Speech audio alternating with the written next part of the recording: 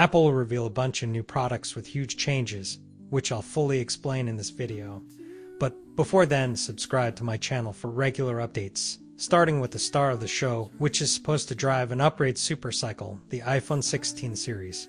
So what I'm going to do is break this down into 3 different categories. The first changes are going to be for the iPhone 16 series as a whole, then for the iPhone 16 Pro models, and then exclusives for the 16 Pro, the 16 Pro Max, and then finally the regulars. So let's get started with the whole series. All of the new iPhone 16s, which is going to be, once again, the 16, the 16 Plus, the 16 Pro, and the 16 Pro Max. They're all going to get brand new redesigned batteries for the first time in a long time. 2, they're finally going to start using this new metal casing, which is going to benefit a lot of different things, like less overheating, as well as using new stacked battery tech, which should help the entire range get better battery life. All of the new models are getting the new capture button, which is going to replace where the 5 grams antenna is right now. So if you do a light press, it will focus with the camera, which is really cool, and a hard press will snap a photo, or also you can record video as well. Apparently, you're also going to be able to swipe left and right to zoom in, which is really cool. They're all going to get more efficient OLED displays using new micro lens technology, which should help save battery life. And of course, all of the models are getting the Out Pro chips based on the new knee technology from TSMC, which means support for Apple's generative AI features using Apple Intelligence, which is very exciting. And based on that new feature, Apple apparently is upgrading all of the microphones across the board to boost the Siri AI experience. All of them are going to be getting an updated thermal design using graphene, which has higher thermal conductivity than copper does.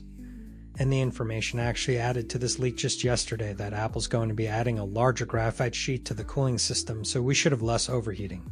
Now moving on to just the 16 Pro models exclusively. The 16 Pro and the 16 Pro Max, we're finally getting an update to the ultra-wide camera going from 12 megapixels to 48, which is going to be a huge benefit for sharpness, especially since that camera needs it the most because it's ultra wide and it has to pack in so much detail at the same time. As far as the main camera, we're expected to get a new Sony IMP sensor, which should help with low light and just general sharpness to that 48 megapixel main. We're also apparently going to get a huge 2TB storage option on the Pro models, which is just insane. I think it's overkill, but we are getting a new 5 grams Qualcomm modem, the Snapdragon X, which is supposed to use 20% less power, which is great. And it actually should use 25% less circuit board space, so saving on internal space.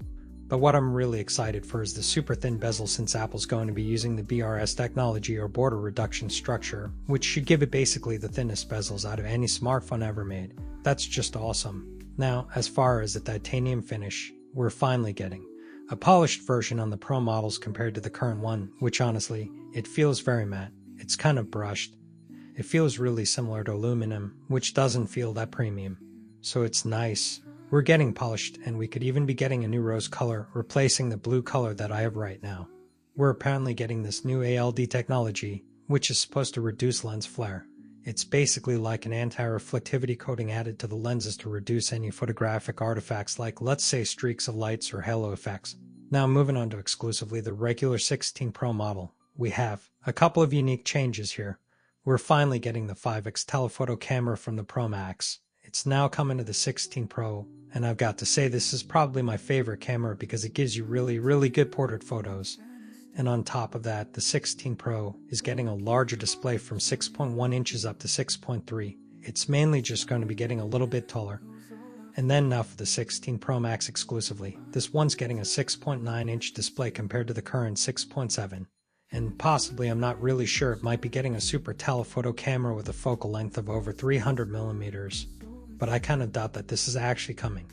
Now, as far as the regular iPhone 16 and 16 Plus models, we are expecting a brand new camera layout, which looks really similar to the iPhone 10, except only the 2 lenses will be black. So it's going to look a lot better. And Apple's basically doing this to enable spatial video recording, which the current iPhone 15 Pro models can do. Subscribe to my channel for regular updates. Memories of you.